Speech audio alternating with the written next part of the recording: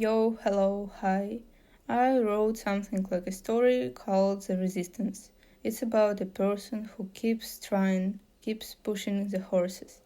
It was written during December, the month of holidays, exams, and tears. So back then I felt pretty bad and unmotivated. But then I realized I should motivate myself. So I watched some motivational videos and for some reason, instead of motivation, I got spirited. I wrote this story all at once and translated it into English, so I'm gonna just read it. But before this, I want to tell you that if you think my accent is funny or I've spelled a word wrong, it means you don't like your parents. Don't ask how does it works. It's a really hard to explain scheme, so I'm not even gonna try. The resistance. Every time I decide to do something, to organize something, to start changing something, a strong resistance rises in front of me, even though it is bigger than me, feels stronger than me, and knows all the methods against me. I have to fight it only for victory. I have won a few times, but sometimes the battles lasted too long. It was hard for me even to get up from my place, just to show that I was ready for the battle. But I am never truly ready. Every single time I plan anything, resistance prepares something in return. It does everything so that I cannot start taking steps towards the ideal myself, towards the successful, strong, intelligent, and confident version of me. The one who can do everything easily, perfectly, and with pleasure. But resistance has ways to stop me even there. It brings its helpers fear, perfectionism, and despair. They surround me, and each of them, personally, shows me how much I am nothing. Maybe they are right. I cannot start doing anything perfectly because the perfectionist inside me has standards that are too high for me. And he not only rejects my efforts but also shames me for even daring to create something, to try at all. Then the fear comes. It makes me afraid to repeat what I have done because it will not turn out better than what I already did. Even if I overcome perfectionism, fear will be stronger than its predecessor. It will sit inside me, blocking the light while I try to grow and reach for paths. And as soon as I show my abilities to society, fear jumps out of nowhere like a stone falling from a mountain and blocks my path, letting only the harshest reactions from other people reach me. It intimidates me. At that moment, despair comes to help him, and from both sides they begin to oppress me. While I listen to everything bad, despair shows me other people for whom everything seems to work out, constantly comparing us. Thus, I stand in the middle of the road. In front of me is a cliff, frightening with its uncertainty. On the left and on the right are fear and despair, whispering to me about myself and pushing me closer to the edge. I'm scared. I'm sad. I sit hugging my knees and burying my head in them, simply hoping that someone will pull me out, but nobody can see me. Since birth, we all walk on different roads that leads only forward, which rarely intertwine with others for an unknown period of time. Some walk on debris from the very beginning, others stumble upon it later. Some get bored and want to walk back because the past road was better than the one ahead, but all they can do is look at it, unable to return. My road, for now, seems solid and somewhat reliable, but it often changes its surface, from asphalt to planks, from ice to quicksand, each time forcing me to watch my step so I do not fall. Looking around, I notice many other people whose roads are slightly similar to mine, but I can only see them from afar, without seeing the details and the efforts put into them, which makes it easier for fear and despair to deal with me. Sometimes I look at them, but I do not dare to do anything, afraid of what they might do. My feelings suggest, the safest place is here. From time to time, Apathy comes to visit me. She pretends to understand me, leaving not a single doubt, and tells me that there's no point in fighting. Because of this, I sometimes move closer to the cliff myself and stare into the void. I think I have no positive thoughts left as I glance around. I watch how fear covers people's words with a huge stone and lets only negative words pass through to me. Looking more closely, I notice the good ones as well, but they are barely visible and hard to hear. They tell me that I can do anything, that I only need to find them, and then again, I cannot see or hear them.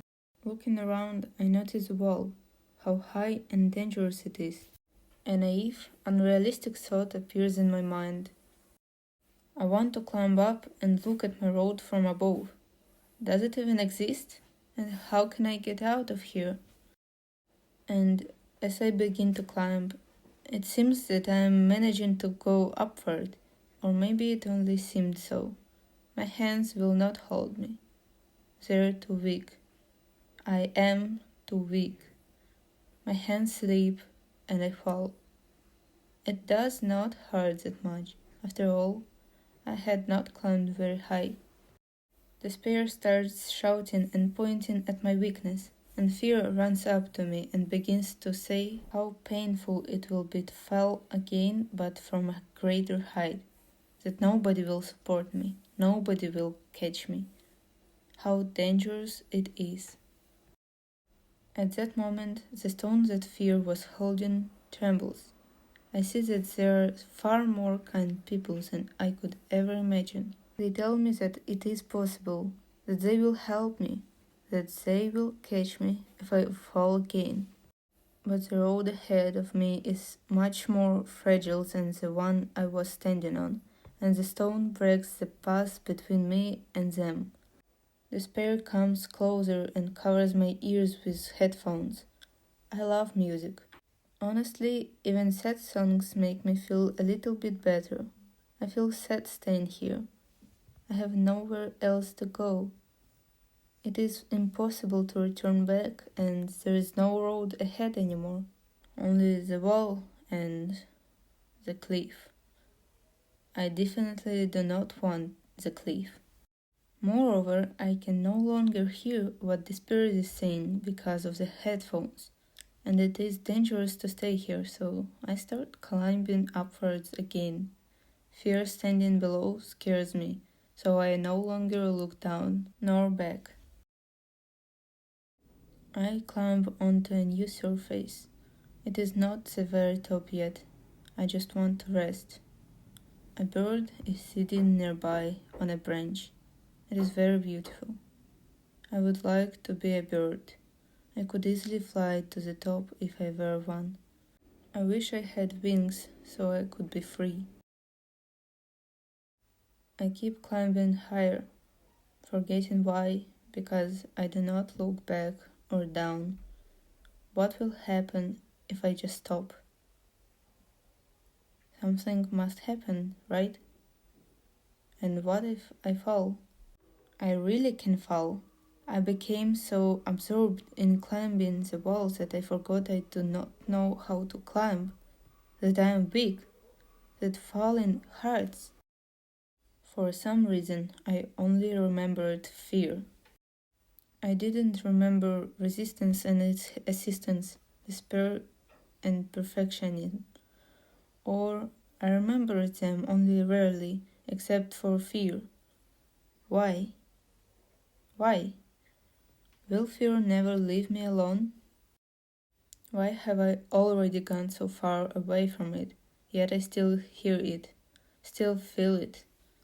Maybe fear has wings too, only invisible ones.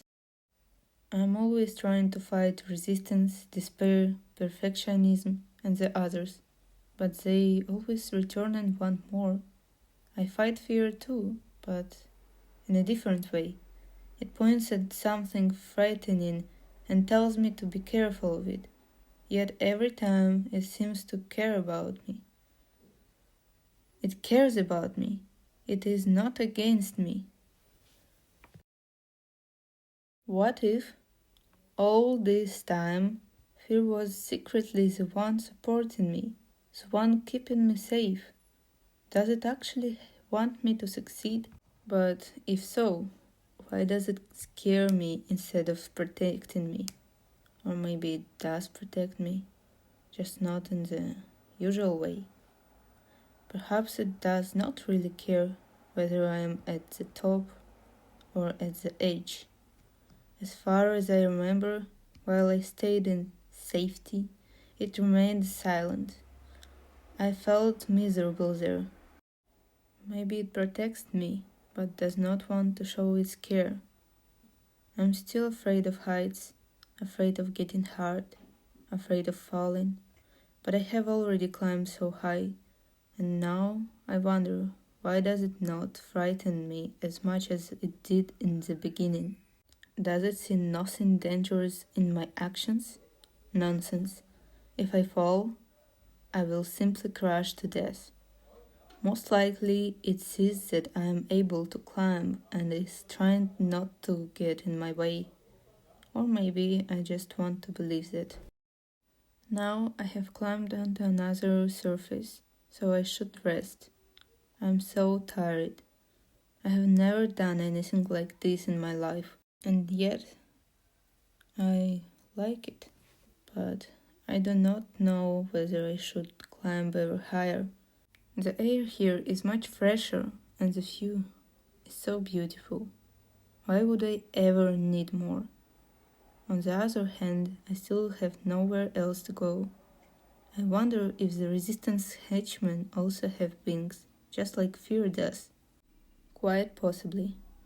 Then they could still reach me. I'm afraid I do not want those thoughts again. In that safe place, I actually felt less safe than I do now. I do not want this place to become the same. There is a birdie here with me, and so much beauty. The birdie cannot stay with me forever. It has its own road, or rather, its own flight. Though it also lands to rest. It simply flew past my wall and stayed with me for a while. But I liked being with it. It motivated me to keep climbing higher. I felt. And then my mom called me to have lunch, so I haven't finished it, and I won't. Because it was 3 months ago and I'm not in a condition I was, so it would lose sense, I feel. I'm not sure if it's even good, but I've never written any stories like that.